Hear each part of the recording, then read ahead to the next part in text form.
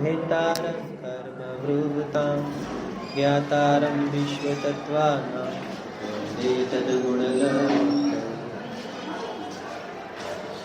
આચાર્ય દેવ ઉમા સ્વામી તત્વાર સૂત્ર ગ્રંથાધિરાજના 9મા અધ્યાયના અંતર્ગત આપણો સ્વાધ્યાય ચાલી રહ્યો છે. 9મા અધ્યાયની અંદર સંવર તત્વનું નિરૂપણ અને નિર્જરા તત્વના નિરૂપણની ચર્ચા કરવામાં આવી છે. સંવર અને નિર્જરા તત્વની જ્યારે ચર્ચા કરી એમાં સંવરના એના કારણોની ચર્ચાની અંદર સગુપ્તિ, સમિતિ, ધર્માનુપ્રેક્ષા, પરિસહજય અને ચારિત્ર્ય એ બધા કારણોથી સંવર થાય છે. તેના અંતર્ગત જે અનુપ્રેક્ષાની ચર્ચા છે તેના ઉપર આપણો સ્વાધ્યાય ચાલી રહ્યો છે. અને એ 12 પ્રકારની અનુપ્રેક્ષા એટલે 12 પ્રકારનું ચિંતવન: અનિત્ય, અસરણ, સંસાર, એકત્વ, અન્યત્વ, અસુચિ, આશ્રવ, સંવર, નિર્જરા, લોક, બુદ્ધિ, દુર્લભ અને ધર્મ. એમાં જે 6 ભાવના છે તે વૈરાગ્ય પ્રેરક છે આગળની, અને પાછળની જે 6 ભાવના જે છે તે તત્વ પ્રેરક છે. 12 ભાવનાની જ્યારે વર્ણન કર્યું ત્યારે જોયું હતું કે આ જે ચિંતવન વૈરાગ્યપૂર્વક અને તત્વપૂર્વક જોવામાં આવે છે. જો એની અંદર તત્વજ્ઞાન નથી, તત્વપૂર્વક ચિંતન નથી, તો એ વૈરાગ્ય પણ સાચો વૈરાગ્ય નથી. બેન્શ્રીના શબ્દમાં કહીએ તો તે બધો રૂંધાયેલો કસાય છે. અને કોઈને એકલું તત્વજ્ઞાન તો છે, માનસિક જ્ઞાન, ક્ષયક્ષમી જ્ઞાનમાં તત્વજ્ઞાન છે, પરંતુ પરિણતિ ભીંજાયેલી નથી. પોતાના જીવનમાં એવો વૈરાગ ભાવ નથી. પોતાના જીવનમાં એવા જેને કહેવાય કે એવા પ્રસમ ભાવ ઇત્યાદિ વગેરે નથી. સંસારથી ડરેલો નથી. રાગાદિકનું મંદપણું થયું નથી. વિષયોની ચાહ જેને અત્યંત તીવ્ર આસક્તિ ભાવ પડેલો છે, તો ગમે તેટલું તત્વજ્ઞાન હોય તો પણ તેને ફળદાયી થતું નથી. એટલા માટે જ્યારે 12 ભાવનાઓનું જ્યારે વર્ણન ચાલે છે ત્યારે વૈરાગ્યપૂર્વક અને તત્વજ્ઞાનપૂર્વક એનું વર્ણન જોવામાં આવે છે. જેમ કોરું જ્ઞાન ન ચાલે, જેને કહેવાય એની સાથે ભીંજાસ જોઈએ, એમ એકલી ભીંજાસ પણ ન ચાલે, કારણ કે સાથે જ્ઞાન હોવાનું આવશ્યક છે. બંનેનો એવો સુમેળ છે. અને બીજું, વૈરાગ્ય કોને કહેવો? વૈરાગ્ય એટલે શું? હકીકતમાં સ્વરૂપની સમજણ થતાં જ તે વૈરાગ્ય ઉત્પન્ન થઈ જાય છે. વૈરાગ્યનો અર્થ શું છે? હકીકતમાં પદાર્થ પ્રત્યેનો રાગ છૂટવો, તેનું નામ જ વૈરાગ છે. વૈરાગ એના સિવાય બીજું કંઈ નથી. કારણ કે આ જીવને અહીંયા આગળ પદાર્થ સંબંધીની અહીંયા આગળ ગ્રદ્ધિ પડી છે, વિષયની ગ્રદ્ધિ પડી છે, ચાહ પડી છે, અપનત્વ પડ્યું છે, મમત્વ પડ્યું છે. તો કે છે કે એની અંદર જે રાગનું તૂટવું થયું તેને જ અસલમાં વૈરાગ્ય કહેવામાં આવે છે. એ જ્ઞાન અને વૈરાગ્ય એક જ સિક્કાની 2 બાજુ જોવામાં આવે છે. એની અંદર આપણે આશ્રવ ભાવના સંબંધીની ચર્ચા ચાલી રહી છે. આશ્રવ ભાવનામાં શું ભાવના ભાવવી? આશ્રવ ભાવનામાં એ ભાવના ભાવવી છે કે આશ્રવ ભાવ મારાથી જુદા છે. આવી માન્યતાપૂર્વક આશ્રવ તત્વનું ચિંતવન, તે તો ચિંતવન ફળદાયી છે, પરંતુ આશ્રવ રૂપ પોતાને અનુભવીને અને આ કરવા જેવું નથી અને આ કરવા જેવું નથી, તો કે છે કે આત્માને છોડીને અથવા તો આશ્રવથી ભેદ વિજ્ઞાન વગર એ કહે છે કે ગમે તેવા પરિણામ હોય તો એ કે એ આશ્રવ ચિંતવનની કોટીમાં નથી આવતા. સાંભળજો, એનાથી મિથ્યાત્વનો આશ્રવ, એનાથી એટલે ખોટા પરિણામથી, અભિપ્રાયથી મિથ્યાત્વ આદિનો આશ્રવ થયા કરે છે, પરંતુ જ્યાં સુધી સાચું ભેદ વિજ્ઞાન નથી ત્યાં સુધી ખરેખર તેને આશ્રવ ભાવના નથી. આ 12 ભાવના જે છે તે સમ્યક દ્રષ્ટિની મુખ્યતાથી છે, સમ્યક દ્રષ્ટિને જ જોવામાં આવે છે. મિથ્યા દ્રષ્ટિને 12 ભાવના જોવામાં નથી આવતી.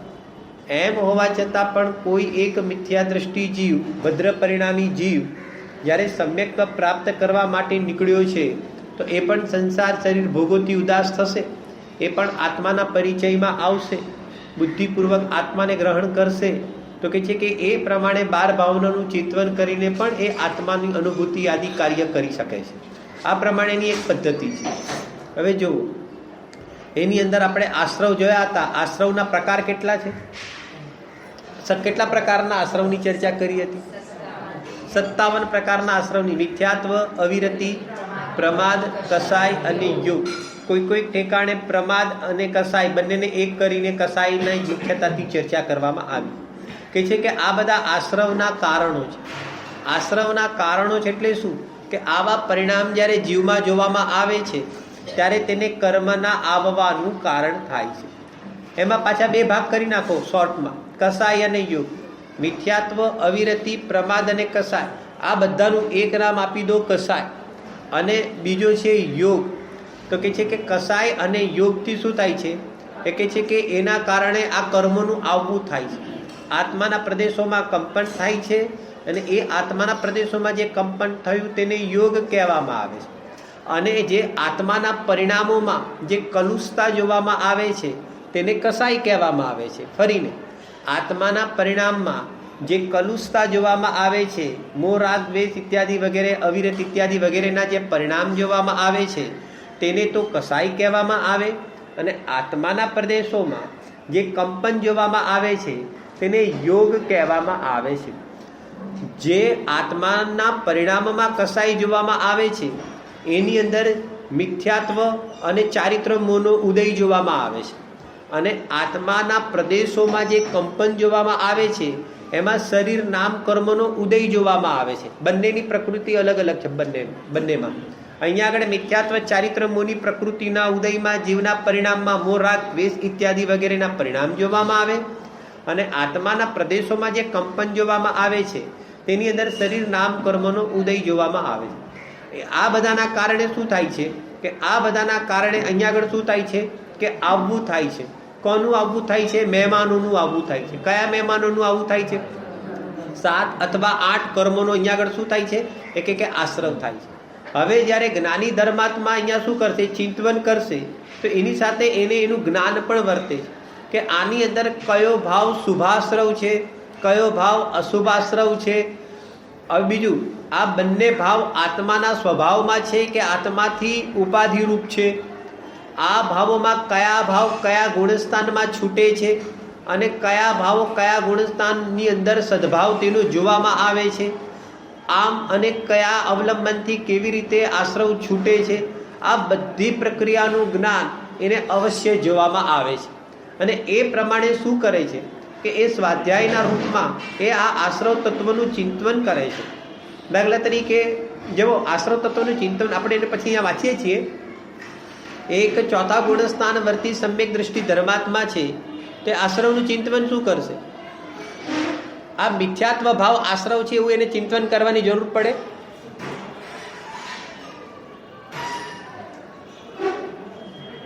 આ મિથ્યાત્વ ભાવ બરાબર એને લઈને આશ્રવ થાય છે, હવે એને જરૂર પડે? આના પછી જ્યારે ધ્યાનનું પ્રકરણ ચાલશે ને તો ધ્યાનના પ્રકરણ વખતે એની ચર્ચા કરીશું. ધર્મ ધ્યાનના ભેદ છે ને, આજ્ઞા વિચય, અપાય વિચય, વિપાક વિચય અને સંસ્થાન વિચય. એની અંદર જ્ઞાની ધર્મ ધ્યાન તો જ્ઞાની ધર્માત્માને જ જોવામાં આવે છે. તો જ્ઞાની ધર્માત્માને કયા પ્રકારનું કેવી રીતે ચિંતન હોય છે તેની ચર્ચા કરીશું, ત્યારે ખ્યાલ આવશે. અરે મિથ્યાત્વ સંબંધીનું ચિંતન કરે ને, કેમ ના કરે? અરે એને છે એમ ક્યાં કીધું છે? એનું ચિંતન કરશે. મિથ્યાત્વ સંબંધીનું ચિંતન કેમ ના કરે? મિથ્યાત્વ છે તે અત્યંત આત્માનું બુરું કરનાર છે એમ ચિંતન ના કરે? સમ્યક દર્શન થયા પછી મિથ્યાત્વ આત્માનું અત્યંત બુરું કરનાર છે. આમ મોહ, રાગ, દ્વેષના પરિણામ આત્માનું અત્યંત બુરું કરનાર છે. આવી રીતે ચિંતન કરીને તેવા ભાવોથી બિલકુલ બચે છે, બુદ્ધિપૂર્વક બચે છે. અહીંયાથી રસ્તામાં આપણે સારા રસ્તા પર જ જઈએ છીએ. એક સારો રસ્તો ખ્યાલ આવ્યો? તો સારા રસ્તા પર જઈએ છીએ તો રસ્તામાં કીચડ હોય તેનું જ્ઞાન કરે કે ન કરે? હવે કીચડનું જ્ઞાન શેના માટે કરે? અરે ભાઈ, સારા રસ્તા પર ચાલવા જેવું છે, કીચડમાં પગ મૂકવા જેવો નથી. તો એવી રીતે એ કીચડનું પણ જ્ઞાન કરશે કે આંખ બંધ કરીને ચાલશે? ના, હવે તો કોઈ વાંધો જ નથી, અત્યારે ટોપ રસ્તા પર ચાલું છું. બધી વાત સાચી છે, પરંતુ એનું જ્ઞાન શેના માટે? કે એમાં પગ ન મૂકવા માટે. એમ અહીંયા આગળ મોહ, રાગ, દ્વેષ, વિકારી ભાવો જે ઉત્પન્ન થાય છે આત્માની પર્યાયમાં, તો કે છે કે એનું ચિંતન કરવું એટલે શું? એનું ચિંતન કરવું એટલે એનાથી જુદાપણાનું તો ચિંતન કરવું, આત્માને એનાથી ભિન્નતો જાણવો, અને સાથે સાથે એ પરિણામો સેવન કરવા લાયક નથી. અત્યારે મારી પાસે મોક્ષમાર્ગ પ્રકાશક નથી, પછી તમને બતાવીશ એની અંદર 9મા અધિકાર, અને 9મા અધિકારની અંદર પુરુષાર્થથી મોક્ષ પ્રાપ્તિનું ઉપાયવાળું પ્રકરણ છે. એના પછી પંડિત ટોડરમલજીએ એક આખો પેરેગ્રાફ લીધો છે, અને એ પેરેગ્રાફની અંદર કહે છે કે હવે સમ્યક દર્શન થતા, ત્યાં આગળ સમ્યક દર્શન દ્રષ્ટિની વાત લીધી કે હવે એવું એનું ચિંતન હોય છે કે હું જ્ઞાનાનંદ સ્વભાવી આત્મા છું અને મારે રાગાદિક ન કરવા, આવું એનું ચિંતન ચાલુ થઈ જાય છે. મારે આશ્રવ ન કરવા, તે આશ્રવ તત્વનું ચિંતન છે. એ વિચાર કરશે કે નહીં, આશ્રવ મારો સ્વભાવ નથી, તે દ્રષ્ટિની પ્રધાનતામાં તેનું ચિંતન છે, અને પર્યાયમાં પણ તેનું સેવન કરવા લાયક નથી, તે જ્ઞાનની પ્રધાનતામાં તેનું ચિંતન છે.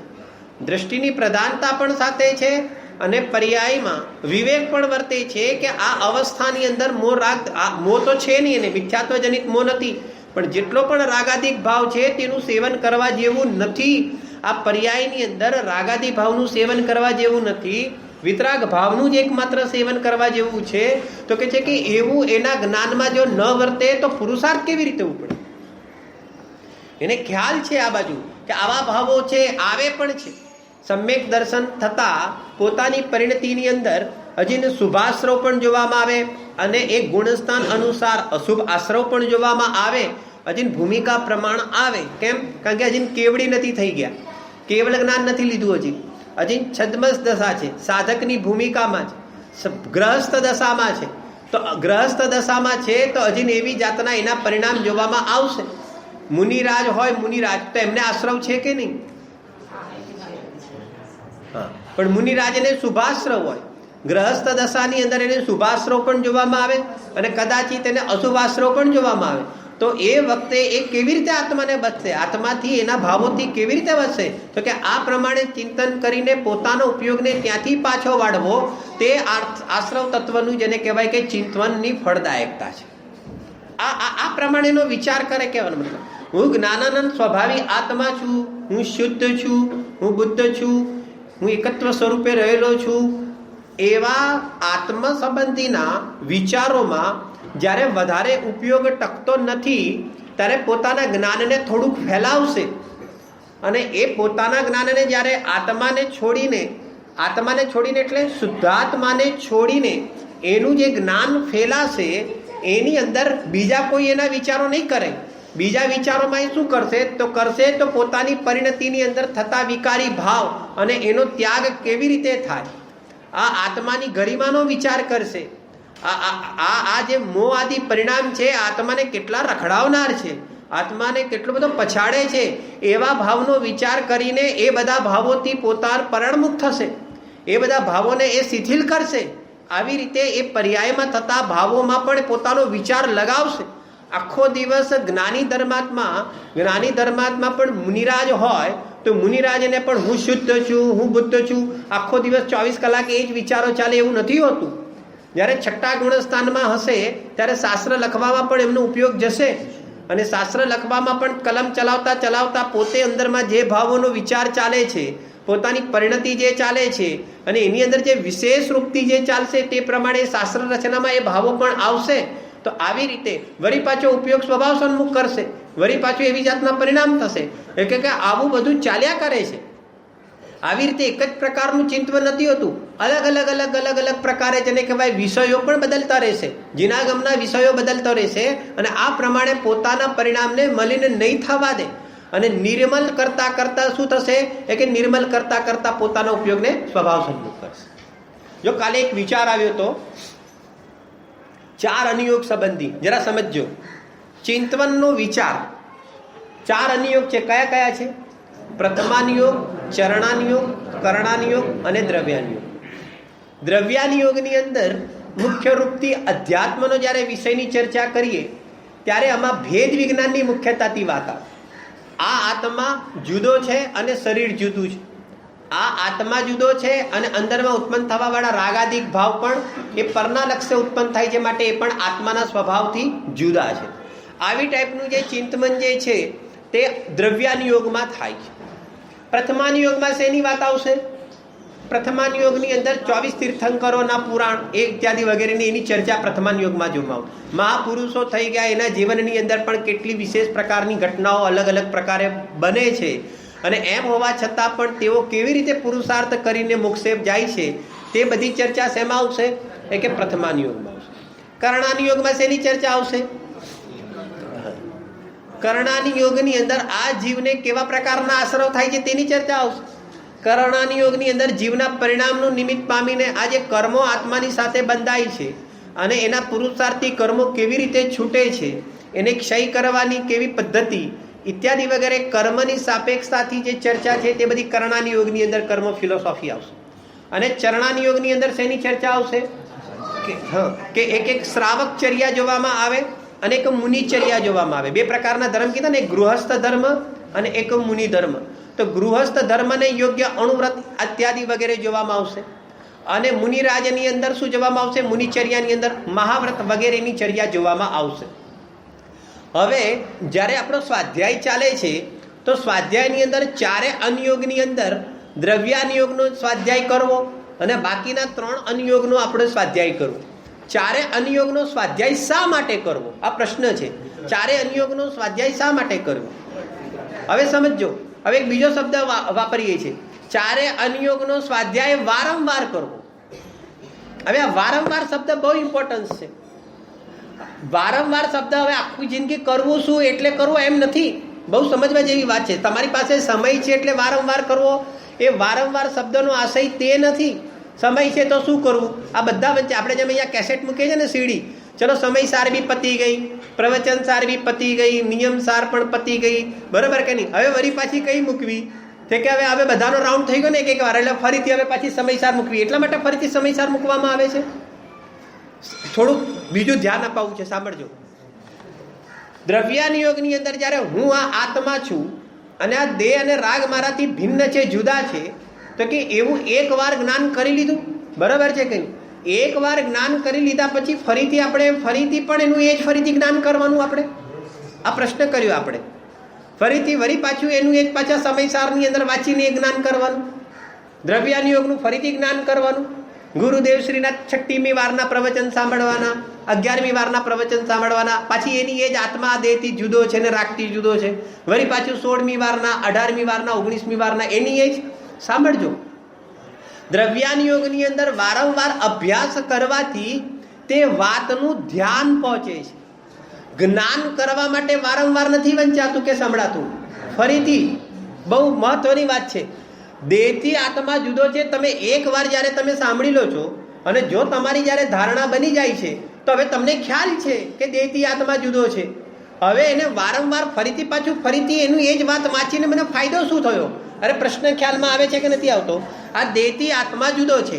એકવાર તમે સાંભળી, વળી પાછી બીજી વાર પણ આની આ જ વાત સાંભળો છો, વળી પાછો ત્રીજી વાર પણ આની આ જ વાત સાંભળો છો, તો વારંવાર આપણે જે સાંભળીએ છીએ તો કંઈ સાંભળીએ છીએ તો આપણે ભૂલી ગયા એટલા માટે સાંભળીએ છીએ એમ નથી, પરંતુ એ વાત જ્યારે પણ યાદ આવે ત્યારે આપણે શું કરીએ છીએ કે એ વાતનું જ્ઞાન નથી કરતા, હકીકતમાં એ વાત ઉપર આપણું ધ્યાન જવું જોઈએ.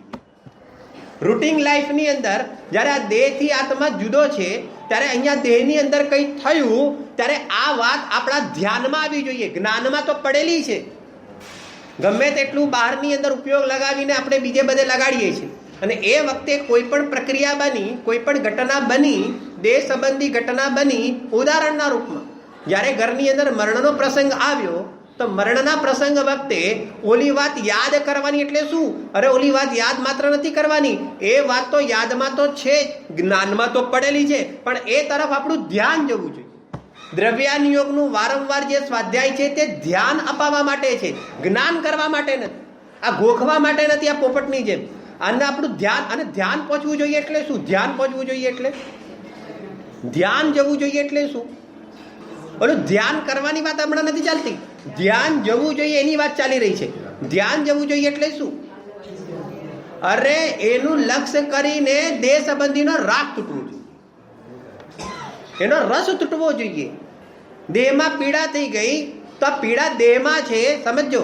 એવા પૂતગલના પરમાણુનું એ રીતે પરિણમન થયું છે, એનાથી આત્મા જુદો છે. એ વખતે આપણું ધ્યાન પહોંચવું જોઈએ. તો આપણે અને આવું ધ્યાન પહોંચતું કેમ નથી? હવે સાંભળજો, વારંવાર કેમ અભ્યાસ કરવાનો કીધો? કારણ કે આપણને અનાદિના સંસ્કાર ચાલુ છે. આ દેહ તે હું એવો અનાદિનો અધ્યાસ છે. શ્રીમદ રાજચંદ્રજી કહે છે ને કે આ દેહાધ્યાસ થઈ ગયો છે. કે એને ગોખ્યા વગર, યાદ કર્યા વગર જ આ દેહ હું છું એ રૂપ જ પોતે અનુભવે છે, એ રીતે માને છે. હવે વારંવાર જ્યારે આ સાંભળે છે અને વારંવાર સાંભળતા જ્યારે જ્યારે પણ એનું ધ્યાન જશે તો સંસ્કાર પડશે. એકલું જ્ઞાન કરવાથી સંસ્કાર નથી પડતા. જે સંસ્કાર રેડાય છે, જે પરિણતિની અંદર જે સંસ્કાર રેડાય છે કે આ દેહથી આત્મા જુદો છે, તો કે છે કે ધ્યાન આપવાથી અંદરમાં સંસ્કાર રેડાય છે. એકલું જ્ઞાન તો આ જીવે અનેક વાર કર્યું. બિલ ગેટ્સને પણ બેસાડી દો, એને કહીશું કે આત્મા દેહથી જુદો છે અને પૈસા તારાથી જુદા છે, તો કે એવી ઇન્ફોર્મેશન તો એના જ્ઞાનમાં તો આવી જશે. પરંતુ આ વાત સાચી છે, આમ જ છે એવા સંસ્કાર એની પાસે નથી. અને એટલા માટે એની પાસે ઘણું બધું જ્ઞાન છે દુનિયાનું. ઘણું બધું જ્ઞાન હોવા છતાં પણ એ મિથ્યા જ્ઞાનની અંદર એની વૃત્તિ જોવામાં આવે છે. એવી જ રીતે અહીંયા આગળ ક્ષયોપશમ જ્ઞાનમાં પણ કોઈ વ્યક્તિ આ શાસ્ત્રનું ઘણું જ્ઞાન કરી લે, પરંતુ જો એનું ધ્યાન નથી પહોંચતું તો કે છે કે આ જેટલું પણ જ્ઞાન છે તે સંસ્કાર નાખવામાં કારણ નથી થતું. સંસ્કાર નાખવામાં તો તે જ કારણ થાય છે જે રુચિપૂર્વક, જે રસપૂર્વક એના તરફ ધ્યાન આપીને, એના તરફ લક્ષ આપીને એ વખતે પોતાના ભાવોમાં એ પ્રમાણે ત્યાંથી જુદો પડે. બહારમાં જુદો પડે એમ નહીં. બહાર તો સંયોગ છે, સંયોગના નિયોગ છે. જેમ ભરત ચક્રવર્તી છે, તો ભરત ચક્રવર્તીને પણ અમુક હજાર વર્ષ સુધીનો નિયોગ છે કે એને જે 96,000 રાણી થવાની તે થવાની. સાંભળજો, એને 96,001 રાણી થશે અને એને એવી જાતનો ઔદૈક ભાવ પણ આવશે, પરણવાના એવા પરિણામ પણ થશે. અને અહીંયા જાણે કર્મભૂમિની ઓછી પડતી હતી તો વિદ્યાર્થ પર્વતોમાં જઈને વિદ્યાધર રાજાઓની છોકરીઓ જોડે પરણે, અને એ વળી ઓછી પડતી હતી 32,000 અહીંયાની કર્મભૂમિની, 32,000 વિદ્યાર્થ પર્વતવાળા વિદ્યાધર રાજાઓની. અને 32,000 ક્યાંથી લઈ આવશે? ફોરેનની, મલેચખંડની. અને બધી ભેગી કરશે. પણ ભેગી કરતો હોવા છતાં પણ આ સંયોગોનો નિયોગ છે એને. એ કહે છે કે મારે એક કે નહીં જોઈએ, એ કહે કે તારે કર્મ બાંધ્યા પહેલા વિચાર કરવો હતો. તે એ વખતે એવી જાતના જ કોઈ પરિણામ કર્યા હશે અને એવી જાતના જેને કહેવાય કે એ પ્રમાણે જોવામાં આવે છે, તો એ પ્રમાણે તારે એવી જાતનો સંયોગ જોવામાં આવશે. અને એક બીજી વાત, જેને આવી જાતનો સંયોગ જોવામાં આવે તો એને હવે મારે ન જોવે એવો રાગ ના હોય, એને તો જોઈએ એવો રાગ હોય. ભલે ભરત ચક્રવર્તીનો જીવ જ કેમ ના હોય, એને એવી જાતનો ઉદૈક ભાવ છે. આમાં સુખ નથી એવી માન્યતા બરોબર પડેલી છે. ભરત ચક્રવર્તીને 96,000 રાણીના ભોગમાં સુખ નથી એ માન્યતા તો બરોબર પડેલી છે. એમ હોવા છતાં પણ એને પરણવાનો રાગ છે, એનો નિયોગ છે. અને આપણા ચાલતા વિષયમાં ક્રમબદ્ધ પર્યાયમાં એ પરિણામ પણ પોતાના સ્વસ્થાનમાં ખચિત છે. એને ભરત ચક્રવર્તી તો જવા દો, પણ એ તીર્થંકર પણ હોય, એમના પિતાજી તો કહે છે કે એ પરિણામને આગા પાછા કરવાને કે કોઈ સક્ષમ નથી, સમર્થ નથી. કારણ કે એ પરિણામનો એ કરતા એ કોઈ બીજું દ્રવ્ય તો નથી, પણ એ પરિણામની અંદર ફેરફાર કરી શકે એવો રાઈટ ભરત ચક્રવર્તીના દ્રવ્યને પણ આપવામાં નથી આવ્યો. એ બધા નિયોગ છે તો આવશે, આવ્યા વગર રહેશે નહીં. એમ હોવા છતાં વાત એ ચાલે છે અનિત્ય શરણ સંસાર એકત્વ અન્યત્વ અસુચિ. તો કે છે કે અહીંયા આગળ 12 ભાવનાનું ચિંતન કે છે કે આ બધા સંયોગ છે, એક પણ ચીજ મારી નથી. એક બાજુ રાગ કામ કરે, એક બાજુ 96,000 રાણીને પરણવાનો રાગ કામ કરે, એક બાજુ 6 ખંડને જીતવાનો રાગ કામ કરે. અરે એટલો રાગ કામ કરે, તીવ્ર રાગ કામ કરે કે એક બાજુ આદિનાથ ભગવાનની સમોસરણની અંદર વાણી કીર્તિ હોય અને છતાંય બધા અહીંયા આગળ લાભ લેતા હોય, અને આ ભાઈ અહીંયા આગળ ઘોડા ઉપર બેસીને કોનો લાભ લેવા જાય? એ કે ખંડોને જીતવાનો લાભ લેવા જાય. વિચાર કરો, હવે એ સારા કે આપણે સારા? એ ભરત ચક્રવર્તી સારો, આ તો પાછો કે એના કરતા તો આપણે સારા. અને એ હું સમજ્યા, આટલું સમજીને શું સમજ્યા? પાછું એ કે એ જે સમજ્યા છે તું નથી સમજ્યો હજી. અને તું જે મફતનું અભિમાન કરે છે કંઈક સમજીને, તો કે એમાંથી તું કશું જ નથી સમજ્યો. તું તો ખાલી સંસારનું સમજ્યો છે, તું ક્રિયામાં ધર્મ માને છે. એટલા માટે તેને એની ક્રિયા દેખાઈને એમાં ધર્મરૂપ કાર્ય શું છે અને અધર્મરૂપ કાર્ય શું છે તેનું વિશ્લેષણ કર્યું. અને ભરત ચક્રવર્તીને આત્માની પરિણતિમાં ધર્મ દેખાય છે, અને એ આત્માની પરિણતિમાં ધર્મ દેખાતો હોવાના કારણે એ કહે છે કે ભલે અહીંયા આગળ આ ભરત જે અહીંયા જાય છે તે ખરેખર વાસ્તવિક ભરત નથી જતો, એ તો રાગ જાય છે. આ 96,000 રાણી જોડે કે ભરત ચક્રવર્તીનો આત્મા નથી જતો, એ કે ભરત ચક્રવર્તીની પરિણતિમાં ઉત્પન્ન થયેલો રાગ જાય છે. આ ચક્ર જીતવા માટે ભરત નથી જતો, ભરતનો આત્મા નથી જતો, પણ ભરતની પરિણતિમાં ઉત્પન્ન થયેલો કે રાગ જાય છે. આ રાગ છે એનું કાર્ય છે, ભરતનું કાર્ય તો માત્ર જાણવાનું છે. ભરત ચક્રવર્તી એ વખતે પોતાના આત્માને એ રાગથી અને એ સંયોગોથી જુદો દેખે છે. આ એની અનિત્ય અસરણ ભાવનાનું ચિંતન પૂર્વક એનું ભેદ વિજ્ઞાન વર્તે છે કે આ જોવા જ્ઞાનીને, અજ્ઞાનીએ હંમેશા જ્ઞાનીઓને આશ્રવમાં જોયા. સાંભળજો બરોબર, અજ્ઞાનીએ જ્ઞાનીઓને હંમેશા આશ્રવમાં જોયા, અને આશ્રવને જોઈને આ અજ્ઞાનીએ પોતાના આશ્રવને પુષ્ટ કર્યો. જ્ઞાની ધર્માત્માએ, સાંભળજો, જ્ઞાની ધર્માત્માએ પોતાના આત્માને જીવ તત્વમાં જોયા, અને એકલા પોતાના આત્માને જીવ તત્વમાં ના જોયો, પણ જગતના સમસ્ત જે પ્રાણીઓ છે, સમસ્ત જે જીવ છે તે બધાને જીવ તત્વમાં જોયા. આ બંનેની શોધ 7 તત્વને કેવી રીતે જોવા, તો કે છે જ્ઞાની ધર્માત્મા જીવને જીવ તત્વ તરીકે જોવે છે, અને બાકીના તત્વોને બાકીના બધા તત્વોને જીવથી ભિન્ન તરીકે જોવે છે. અને અજ્ઞાની જે છે એને જીવ તત્વ જ દેખાતો નથી, એટલા માટે એને શું કરે છે? અજીવમાં જીવની કલ્પના કરે છે, આશ્રવમાં જીવની કલ્પના કરે છે, ક્ષણવર્તી પર્યાયોમાં જીવની કલ્પના કરે છે, જે ખરેખર વાસ્તવિક જીવ નથી. વાસ્તવિક જીવ તો ત્રિકાલ ધ્રુવ અંદરમાં ચૈતન્ય તત્વ અંદરમાં બિરાજમાન છે, દેહથી ભિન્ન, જે કાયમી એક સ્વભાવ પણ રહેવા વાળો છે, જ્ઞાન સ્વભાવ પણ રહેવા વાળો છે, એ જીવ તત્વ વાસ્તવિક તત્વ છે. પરંતુ સમય સાર કહે છે કે મૃતક કલેવરમાં ભગવાન આત્મા મૂર્છાઈ ગયો છે. આ દેહ મળ્યું તો કહે છે કે આ આત્મા, બસ આ જ આત્મા છે, આનાથી બીજો કોઈ આત્મા હોઈ શકે? અહીંયા પરિણતિમાં મોહ રાગ દ્વેષના પરિણામ થયા તો કહે છે કે એ જ આત્મા છે, કારણ કે એનાથી બીજો આત્મા અમને અનુભવમાં આવતો નથી. કદાચિત કસાયની મંદતાના પરિણામ થઈ ગયા, આ એનું વિશ્લેષણ ચાલશે આગળ. કદાચિત કસાયની મંદતાના પરિણામ થઈ ગયા તો અહીંયા આગળ સારું લાગવા લાગ્યું, એને સારું લાગે છે, એને આશ્રવ તત્વમાં સારું લાગે છે. અમને પહેલા ઘણા તીવ્ર સંશ્લેષતાના પરિણામ થતા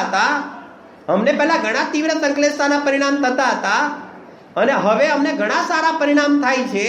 અરે પહેલા સારાની વ્યાખ્યા શું કરવી? જૈન દર્શન સારાની વ્યાખ્યા શું કરે છે? અરે જે પરિણતિમાં આનંદ આવે તેને સારા પરિણામ કહેવાય, જે પરિણતિમાં વિતરાગતા હોય તેને સારા પરિણામ કહેવાય. પણ જે પરિણામની અંદર રાગ ભાવની ઉત્પત્તિ જોવામાં આવે, ચાહે તીવ્ર હોય કે ચાહે મંદ, એને સારા પરિણામ જૈન દર્શન કહેતું જ નથી. જૈન દર્શન પાસે પરિભાષા જ નથી. જૈન દર્શન પાસે પરિભાષા નથી. કેમ દયા કરવાના પરિણામ અને આ લોકોનું ભલું કરવાના પરિણામ કેમ જૈન દર્શન નથી કહેતું? એ કે ના, તને હજી ખ્યાલ નથી. જૈન દર્શન તો અર્યંત ભગવાન અને સિદ્ધ ભગવાનને બતાવે છે. જૈન દર્શન તો કહે છે કે અર્યંત અને સિદ્ધ પાસે એ પરિણામ છે. જો જૈન દર્શન એમ કહે છે કે અર્યંત ભગવાન અને સિદ્ધ ભગવાન પાસે એ દયાદાન ભક્તિના પરિણામ નથી, તો પછી અહીંયા આગળ અર્યંત અને સિદ્ધ બનવું છે, તો અહીંયા આગળ એ પરિણામ ઉભા રાખીને અર્યંત અને સિદ્ધ કેવી રીતે થવાશે? અને જે પરિણામ કાઢી નાખવાના છે, કે કાઢી નાખ્યા પૂર્વક જ અર્યંત અને સિદ્ધ આવે છે દશા, તો કહે છે કે જે પરિણામ કાઢી નાખવા છે એને સારા કેમ કહેવાય? અને મુનિ ભગવાન તો એ માર્ગમાં જ લાગેલા છે. પરંતુ આપણે ગ્રહસ્થ છીએ તો આવા પરિણામ કરવા કે ન કરવા? અને આ પ્રશ્ન અનાદિનો આ પ્રશ્ન એને ગુંચવાઈ રાખે છે. મારી અત્યારે વર્તમાન ભૂમિકામાં ગ્રહસ્થમાં છું, અત્યારે મને મુનિ જેવા પરિણામ તો થયા નથી, અને અર્યંત અને સિદ્ધ અવસ્થા મારી છે નહીં. અત્યારે પ્યોર હું ગ્રહસ્થ છું, તો મારી ભૂમિકાની અંદર મને આવા પરિણામ હોય કે ન હોય, આ પાછું આપણું ગાડું પકડે છે. પૂજાના પરિણામ હોય કે ન હોય, તો સાંભળજો, જૈન દર્શન સ્યાદવાદ છે. અવશ્ય તું ગ્રહસ્થ છે તો તને દયાના પરિણામ પણ હોવા જોઈએ, આવ્યા વગર રે નહીં. તું ગ્રહસ્થ છે તો દેવ પૂજા, ગુરુ ઉપાસના, સ્વાધ્યાય, સંયમ, તપ, દાન, સત્કર્માણી દિને દિને તો આવ્યા વગર રે નહીં, હોવા જોઈએ. તું ગૃહસ્થ છે તો તને બીજાને બચાવવાના પરિણામ હોય અને હોવા જ જોઈએ.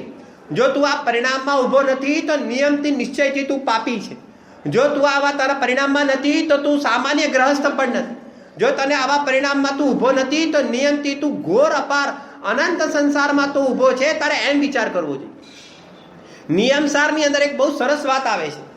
નિયમસારની અંદર કહે છે કે જો તને જિનેન્દ્ર ભગવાન પ્રત્યે ભક્તિ નથી તો તું ભવ સમુદ્રની અંદર વચ્ચે મગરના મુખમાં ઊભો છે, અનંત સંસારમાં ઊભો છે તું. જો તને જિનેન્દ્ર ભગવાન પ્રત્યે ભક્તિ નથી, પરંતુ એ વિવક્ષા કઈ છે?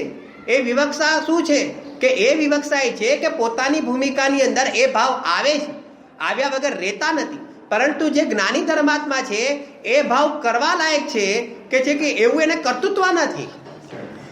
એ જ નિયમસાર કે છે ત્રીજી ગાથાની અંદર કે કરવા લાયક તો રત્નત્રયના પરિણામ છે. નિશ્ચય, સમ્યક દર્શન, સમ્યક જ્ઞાન અને સમ્યક ચારિત્ર એ રત્નત્રયના પરિણામ કરવા લાયક છે. બાકીના જે આશ્રવ ભાવ છે, શુભ ભાવ છે, એ આવે છે ભૂમિકા અનુસાર, આવ્યા વગર રહેતા નથી. પરંતુ જ્ઞાની ધર્માત્માની નજર એ વિતરાગ ભાવ ઉપર પડેલી છે, એ ઘાસ ફૂસ ઉપર એ કહે છે કે પડી નથી. એમ ખેડૂત હોય, ખેડૂત તો ખેડૂત ખેતી કરે તો જેને કહેવાય અનાજ વાવે. અનાજ વાવે કે ન વાવે? અને અનાજની સાથે બીજું શું વાવે? અનાજની સાથે શું વાવે છે? આ મારો પ્રશ્ન છે. બોલો અમિતભાઈ, ખેડૂત અનાજ વાવે, અનાજની સાથે બીજું શું વાવે?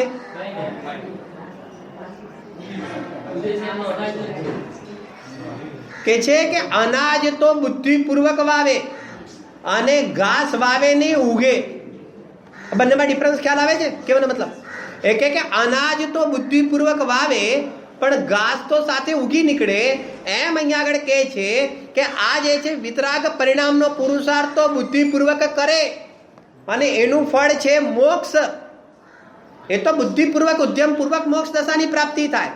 અને સાથે એની ભૂમિકામાં જ્યાં સુધી હજી વિતરાગ ભાવ પ્રગટ થયો નથી ત્યાં સુધી ભૂમિકા પ્રમાણ વિતરાગી દેવશાસ્ત્ર ગુરુની ભક્તિનો ભાવ અવશ્ય આવે. પોતાનો લોભ ઘટાડવા માટે એવા, સાંભળજો, લોભ ઘટાડવા માટે એવા દાનના પરિણામ અવશ્ય આવે. જે પાપમાં પરિણતિ પડી છે એનાથી છૂટવા માટે બુદ્ધિપૂર્વક પુણ્યરૂપ પરિણામ આવે હોય. પરંતુ જ્ઞાની ધર્માત્મા કહે છે કે એનું ફળ શું છે?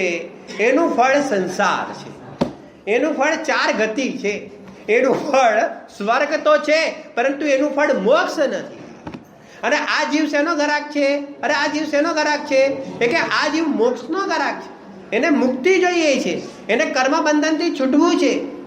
આ શુભ ભાવથી કર્મ બંધન થાય છે, સરવાળે સ્વર્ગમાં પછાડે છે. આ છોકરાઓ છે થોડું સરળ સરળ વાત કરીએ છીએ, સાંભળજો. અરે બધું સરળ જ છે. એમાં છોકરાઓ એટલે પાછા આ બધા કે આ બરોબર છે, પોતાને છોકરાથી અલગ શ્રેણીમાં રાખીને કહે છે બધું બરોબર છે. અહીંયા આગળ સમજભદ્રા આચાર્યદેવ આપણા બધા છોકરાઓને અહીંયા આગળ સમજાવે છે. 5 પાંડવ હતા કે નહીં? 5 પાંડવ, બરોબર. 5 પાંડવમાંથી કેટલા જણનો મોક્ષ થયો? કેટલા પાંડવનો મોક્ષ થયો? 3. અને કેટલા જેલમાં ગયા?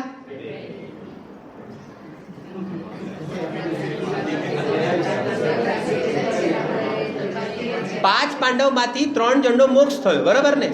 એટલે મુકાયા. મોક્ષ થવું એટલે મુકાવું, બંધનથી મુકાવું, છૂટવું. શબ્દની પરિભાષા આપણને ખ્યાલમાં આવવી જોઈએ. છૂટવું એમ, બરોબર ને? આ બંધન છે. અને કેટલા જણ જેલમાં ગયા? એટલે શું? જેલમાં ગયા એટલે બાકીના 2 ક્યાં આગળ ગયા? અમિતભાઈ, તમારે ઘેર આયા તો સહદેવ અને નકુલ અત્યારે ક્યાં છે? અત્યારે સરવાર સિદ્ધિ દેવ બન્યા છે, બરોબર કે નહીં? હવે સરવાર સિદ્ધિ એટલે જેને કહેવાય કે સ્વર્ગની પણ ચર્ચા કરીએ તો 16 સ્વર્ગ છે, ઉપર 9 ગ્રેવક છે, એની પર 9 અનુદિશ છે અને 5 અનુત્તર વિમાન છે. ઠીક છે, બરાબર ને? આ જેટલો પણ કાફલો છે સ્વર્ગના વિમાન દેવનો, આ વિમાન દેવ છે, વૈમાનિક દેવવાળાના બધા કાફલા છે. તો કહે છે કે આ બધાની અંદર સૌથી હાઈએસ્ટ આયુ કોની છે? દેવગતિમાં હાઈએસ્ટ આયુ કોની છે? તો કે આ સરવાર સિદ્ધિની અંદર સૌથી ટોપ, બરોબર કે નહીં? એ સરવાર સિદ્ધિના દેવોની આયુ 33 સાગરની છે. હવે મારો પ્રશ્ન એ છે, સાંભળજો બરોબર, મારો પ્રશ્ન એ છે કે આ સરવાર સિદ્ધિ ટોપ વિમાન છે કે નહીં? આ ઉલ્લાસભાઈ આપણે બરોબર છે કે નહીં? વિમાન હમણાં વિમાનમાં આવ્યા છે. એ આજે કાલે મધરાતે જ વિમાનમાંથી ઉતર્યા છે. ખ્યાલ આવે છે કે નહીં? મનુષ્ય લોકમાં આવ્યા છે હવે. તો કહે છે કે આ જે વિમાન છે, વિમાન એ સરવાર સિદ્ધિ એ ટોપ વિમાન છે કે નહીં? અરે ટોપ છે કે નહીં? આ બધા વિમાનોમાં ટોપ વિમાન છે કે નહીં? કહેવાનો મતલબ હા, દેવગતિનું ટોપ વિમાન છે કે નહીં? અરે ટોપ શબ્દ કેમ હા પાડો છો?